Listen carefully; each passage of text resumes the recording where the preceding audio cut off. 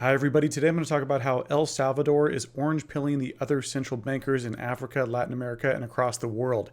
They just had a summit down there to tell investment bankers how Bitcoin is, to tell them how Bitcoin is changing their economy and how they can utilize it in their own country. Before we begin, though, I want to give a shout out to my sponsor, Ledin. Ledin is the best place to borrow against your Bitcoin using it as collateral or getting a Bitcoin mortgage. It's a new product that they just came out with.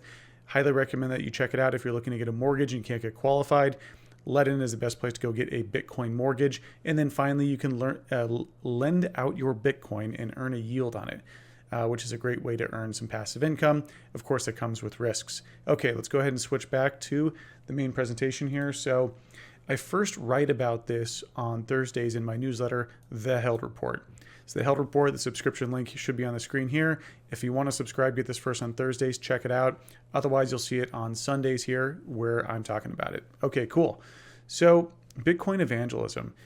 Are the dominoes of Bitcoin government adoption about to start falling? Well, El Salvador cemented itself as having one of the most forward-looking monetary policies when it implemented Bitcoin as legal tender in September 2021.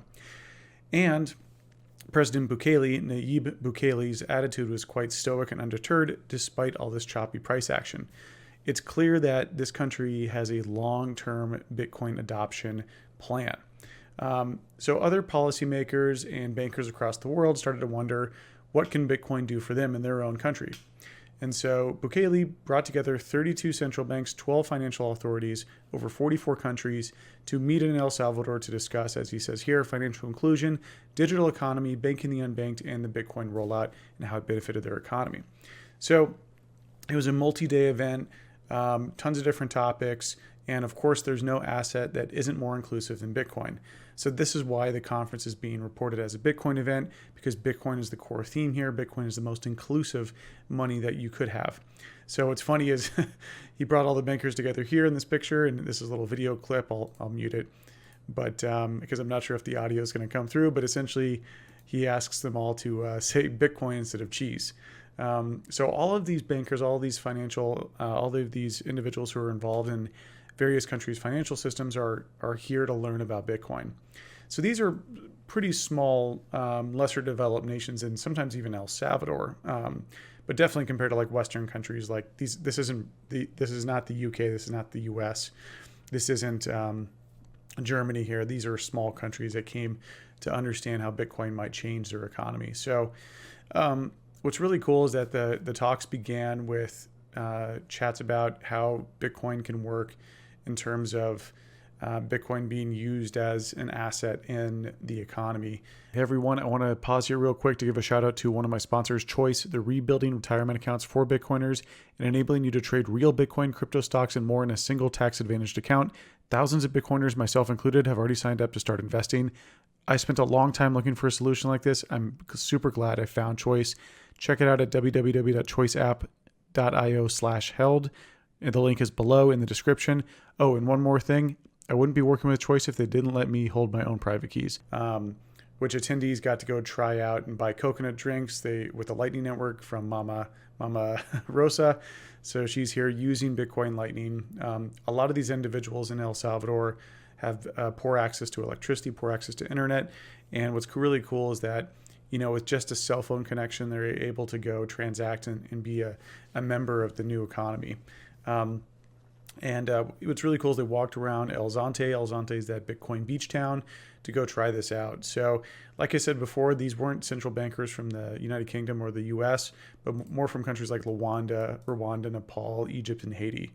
So what's really cool is that, kind of like how back in these countries, a lot of times there wasn't landline phone connections built back in the 1940s, 50s, 60s, 70s, and 80s. But when cell phones came out, they just erected cell phone towers and skipped over that landline network entirely. And so Bitcoin kind of offers the same thing. You don't need to build out necessarily the old financial system if you can just piggyback and start using the new one, using Bitcoin. And so I think with this first class experience under their belts, the new class of financial heavyweights around the world are going to spread the good news of what Bitcoin can do for their country. So I'm really interested to see what happens here. And why does this matter? El Salvador is effectively transitioning from an early Bitcoin adopter to a international Bitcoin missionary. So they're not only just using Bitcoin, they're also educating other countries on how Bitcoin can benefit them, and they're setting the stage for a positive experience there. So Nicholas Bertie, the co-founder of Galloy Money, which created El Salvador's Bitcoin Beach wallet, told Cointelegraph that the attendees' attitude towards Bitcoin was super good, and nothing beats the experience of using Lightning to discover the potential of Bitcoin in person. He also added that multiple central bankers said it should meet their team in their country. So it does seem like some of this was effective. It does seem like this is really good news for Bitcoin adoption across the world. And definitely recommend you check out their blog post with this company Galloy, Galoy. And they recap a bunch of different things. They definitely, some central bankers weren't there to initially discuss Bitcoin, but over time, I think they got more open to the idea. In my take on all of this, Bitcoin education objectively is good. This is a great thing for Bitcoin, and Bitcoin adoption is even better. So them trying out Bitcoin, them using Bitcoin. It takes repeat exposure to really believe in Bitcoin. It's very hard to orange pill someone to get them into Bitcoin the first time they hear about it. So this is a great initial exposure for them to hear about Bitcoin from another country and see it in person. And I'll be excited to see which country comes out next with the major Bitcoin announcement. But let's not forget the most important basic detail of Bitcoin. You don't need any permission to use Bitcoin. You don't need a government's permission to use Bitcoin or legitimize it. I don't care if a country makes it legal or illegal. You can still use Bitcoin in your own country. That's the great part about Bitcoin is it's permissionless. You don't need anyone's permission. So I think we can give a hat tip to El Salvador for organizing a super productive educational event. Whether or not they move to adopt Bitcoin at home or not, these policymakers, my thesis is unchanged. Bitcoin is a permissionless money. Bitcoin empowers the individual in a way that fiat money can and never will. Now that this is more fully understood by the central banking community, it's going to be interesting to see which countries follow behind them. But we don't actually need them to go make Bitcoin legal tender for Bitcoin to be successful. Hope you enjoyed this video. If you like this, subscribe, throw me a like, helps with the algorithm, helps get this out to more people. And again, of course, if you want to subscribe to my newsletter, it's theheldreport.com. Appreciate it. Goodbye.